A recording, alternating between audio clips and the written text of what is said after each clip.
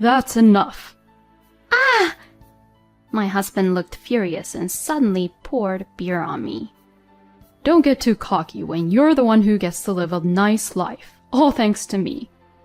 All you have to do is shut up and cook. I can't stand it anymore. I can't stay with this man after being treated like this. I can't do this anymore. I'm leaving. When I said that, my husband instantly changed his attitude. Oh, no, please don't do that. Actually, my husband had to deal with some situation on his own. But it doesn't matter to me anymore, and it's none of my business. You can go straight to hell.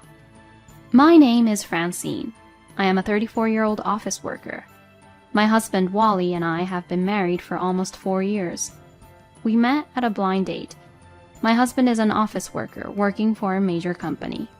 He was 1 year younger than me, so we were almost of the same age, and the conditions he had were perfect. And when we sat next to each other and talked, we had a lot of fun and I was instantly attracted to him.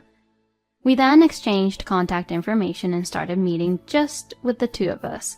We went out for drinks after work, went on dates on our days off, and grew closer. Soon we started to officially go out, and we're a happy couple. It was about a year into our relationship when we got married. Just as I was about to celebrate my 30th birthday, Wally proposed to me. I want your last memory of your 20s to be a proposal from me. Francine, please marry me. Yes, I can't wait to get married to you, Wally. I was beyond happy. And so, like this, that was how we got married. Married life with Wally was very enjoyable, and I was happy. However, there was one thing that surprised me a little. My husband was extremely a frugal person. We will live with less than $2,000 a month, which includes the rent as a married couple. My husband says something like that the moment we got married. And then he proceeded to live a frugal life more and more. For the time being, we'll live in this apartment's room. He showed me a page of an apartment room from the real estates he found on the internet. It was a 1-room with dining room and kitchen for $750 per month for rent. I thought it was a bit small for a married couple like us, but after hearing my husband say that he would prefer to have lower fixed costs, I thought that was true, so I agreed to his proposal. When I went to go look at the rooms, it looked surprisingly easy to live in, so I had no issues with it. Then my husband said that we both should contribute $500 for living expenses. The rent was also split 50-50, so we were paying about $900 per person. The rest of the money we both save and spend on hobbies and things we each want. My husband works for a major company and his income is much better than mine. And yet, I thought it was great that he was trying to save money that way. I am also thankful that if the amount I pay is about $900, I have a good amount of money for my savings or for my hobbies. I'm not the type of person who is that greedy to begin with, and I was saving for our future life as a couple. My husband saves a lot more than I do, since he hardly buys anything new, and he seems to be working hard to save money. He works for a major company, is kind, good-looking, and frugal, which is impeccable. I thought I got married to a very nice, kind man. But there was one thing that bothered me a little. My husband would not open a joint account for us as a married couple. Well, it's fine if we don't do that. But if we are both working hard to save money, I think it would be better if we could visualize that we are saving money together by putting it in the same account. This could also motivate us to maybe save even more, because then maybe we can think that we can finally dream of buying a house and owning our own home in the future. Well, that's what I at least think, but when I tell my husband about it, he always brushes it off.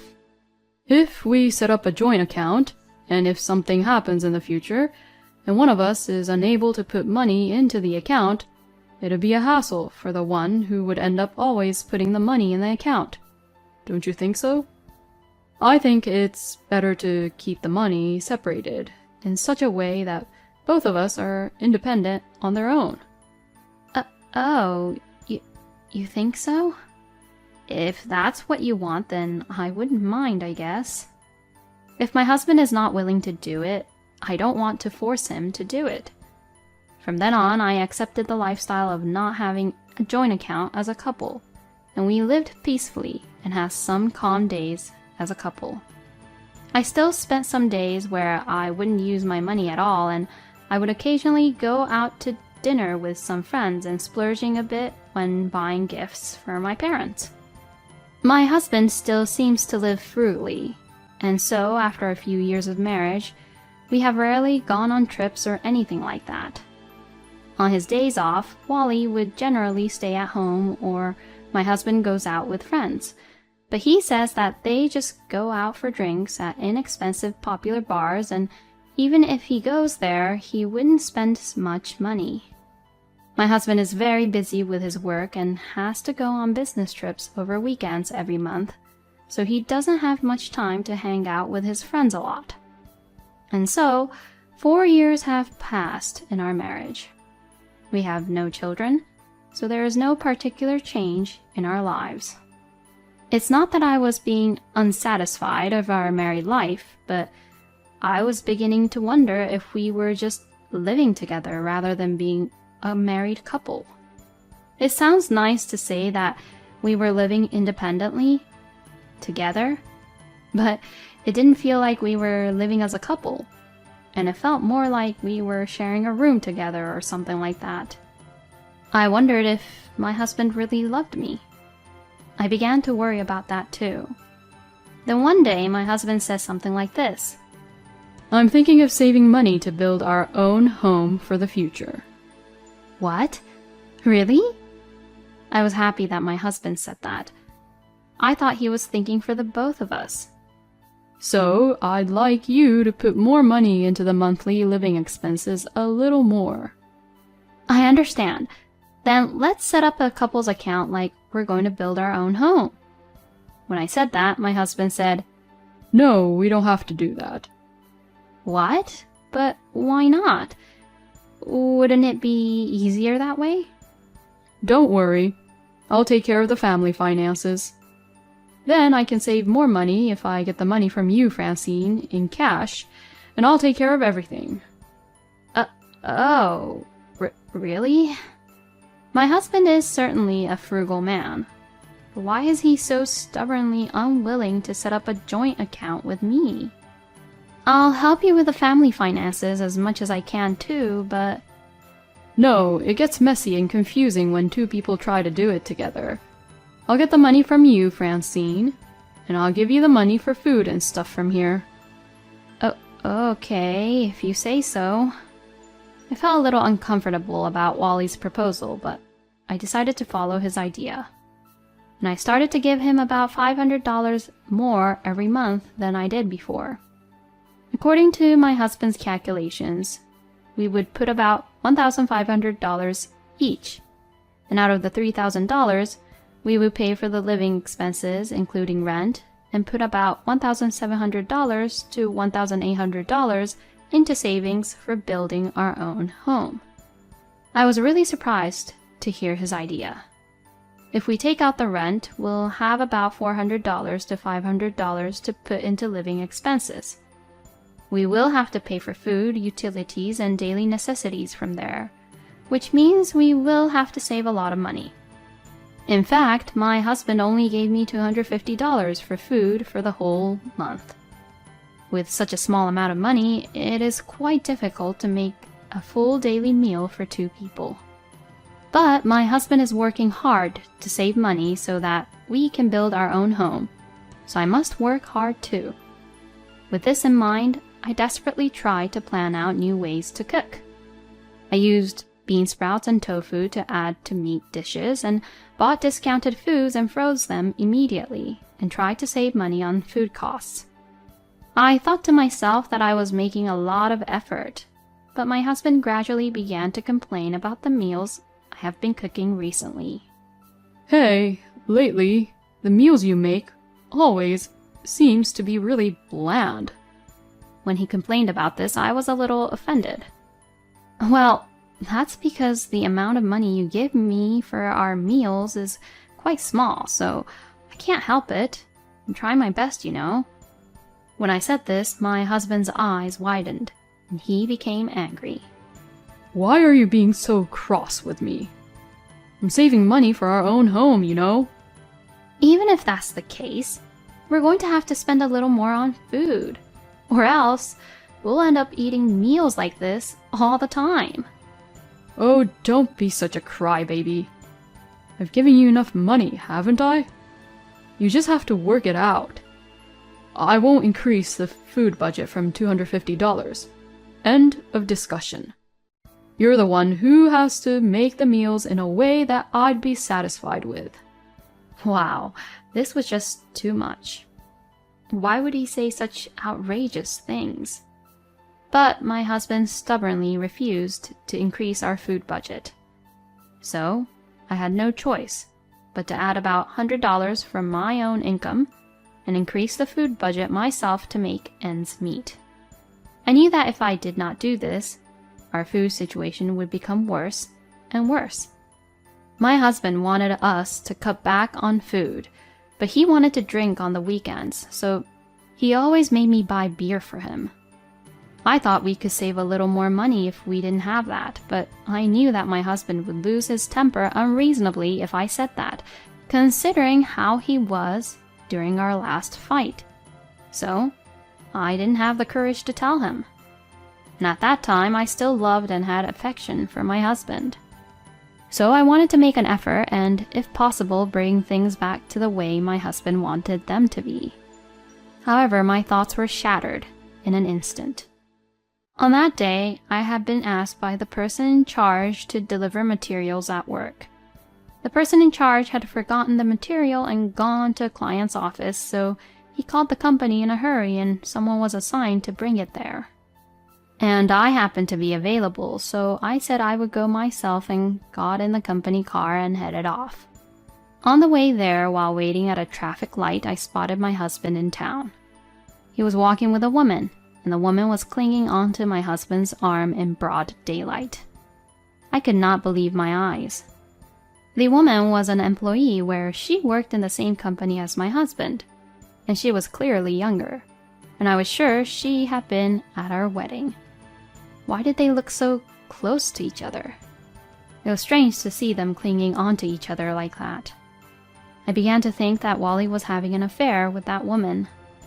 Then I wondered if everything Wally had done up to that point had been for that woman.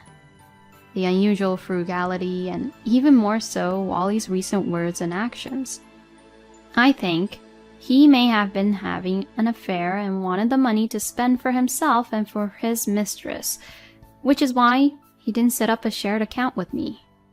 I don't have any proof yet, but if that's the case, then that's just horrible.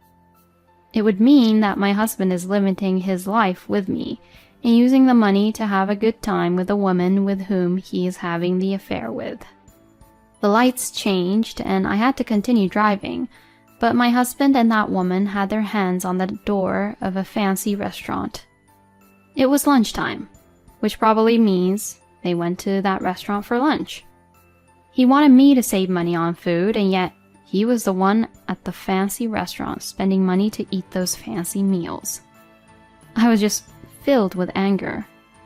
And it was at that moment that my feelings for my husband was completely gone. I then asked the investigators to investigate and find out if my husband was having an affair. If he was having an affair, I would divorce him. I was determined to do so. And when the results of the investigation came out, I went to get them. As a result, my husband did have an affair behind my back. He was having an affair with that woman. Moreover, as a result of the detailed investigation, there was information that they had been together before we even got married. In other words, they had been having an affair for more than 4 years. And now, knowing that fact, I could not forgive my husband. I wanted to beat him up right now, but that would put me at a disadvantage. I decided to calmly make various preparations. First, I consulted a lawyer, prepared to get alimony, and then went to a real estate agency to look for a room to live on my own. But when I was somewhat ready, I had an argument with my husband. This was all triggered by none other than my husband. Don't you think your cooking is getting bland again? Come on, don't serve the same side dishes as yesterday. My husband started complaining to me just like that about the meals again. I had no affection for him anymore, so I coldly argued back. You're the one not providing enough money for food, so it's no wonder, don't you think? It's your fault that you don't try to increase our food budget. When I said this, my husband stood up with his eyes wide open. Then he took me by surprise. That's enough. Ah! My husband looked furious and suddenly poured beer all over me. Don't get too cocky when you're the one who gets to live a nice life, all thanks to me. All you have to do is shut up and cook.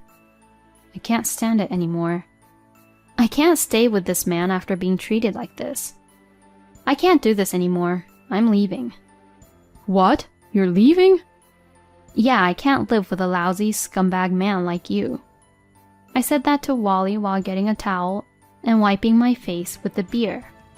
My husband was clearly upset, as if he didn't think I was actually going to leave. Don't be so stupid. You are my wife. You're supposed to stay at home, do your chores, and contribute financially to the family. My husband is pushing his own selfish logic onto me. What the hell are you talking about? That's your selfish point of view, isn't it? I mean, I'm planning to divorce you anyways. Divorce me? Now wait a minute. Why are you saying something so outrageous and completely unrelated to what we were discussing here? Well, that's because you're having an affair. What? No, I'm not. I even have proof, you know. I showed my husband the photo evidence I had obtained from the investigation. See, this is the proof that you are having an affair. I will divorce you and have you and your mistress pay alimony to me. When I said this, my husband immediately changed his attitude. What?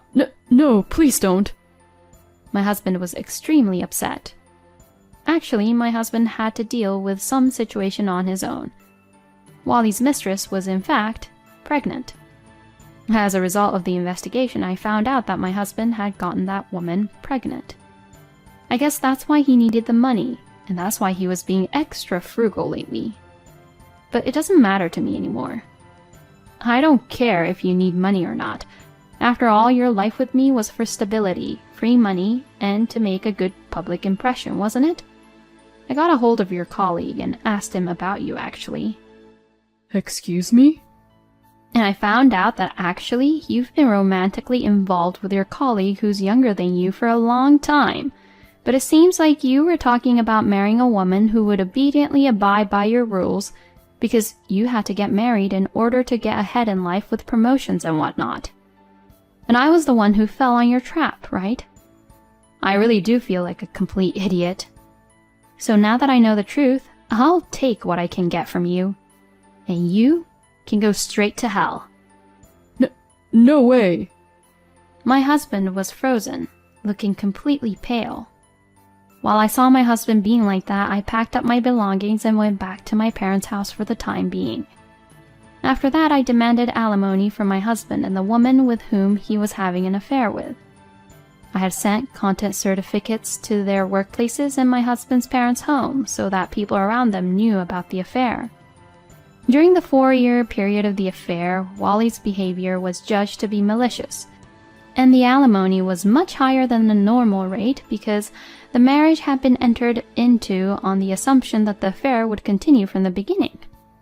As a result, I was able to claim $100,000 in alimony from my husband and $50,000 from his mistress. And because my lawyer was excellent, I got no division of property, so the money I had saved on my own did not go to my husband at all. After the divorce, my ex-husband and his mistress were saddled with a large amount of debt. My ex-husband was not frugal. But he had saved money from his marriage to me, and the rest of the money he had saved had been spent lavishly with his mistress, and he had no savings at all. And because of this incident, my ex-husband was demoted and he had to leave for a rural department in a local area. Wally's mistress decided that it was impossible for her to have a child on her own with the distance between them, so she had no choice but to quit her job and follow Wally. Later, I heard from one of my ex-husband's co-workers that the ex-husband's mistress was having a very difficult time making ends meet while paying alimony, living expenses, and childcare costs. Now they both work double shifts, and they are both a wreck, both physically and mentally. But it's all their own fault, and they deserve what they got. I am working through my lawyer to have their wages garnished mercilessly if they fail to pay their alimony on time. So they will have to spend the rest of their lives paying me alimony. Meanwhile, I have been investing my savings into investments and increasing my assets. Perhaps because of my husband, I have developed the habit of saving money, even if unintentionally, and I have saved up a lot, which is making my life a whole lot easier. I have been thinking recently that I would like to continue to increase my savings without changing my standard of living, and eventually retire a little earlier than usual. It's just terrible that Wally continued a relationship after marriage with someone he had been in a relationship with for quite some time. This is something like a marriage fraud. I hope guys like him would go to hell. I'm glad that Francine was able to claim a large amount of alimony without having any loss. I hope Francine will find a wonderful man this time and find happiness. Thank you for watching to the end. Please subscribe to our channel if you like. See you in the next video.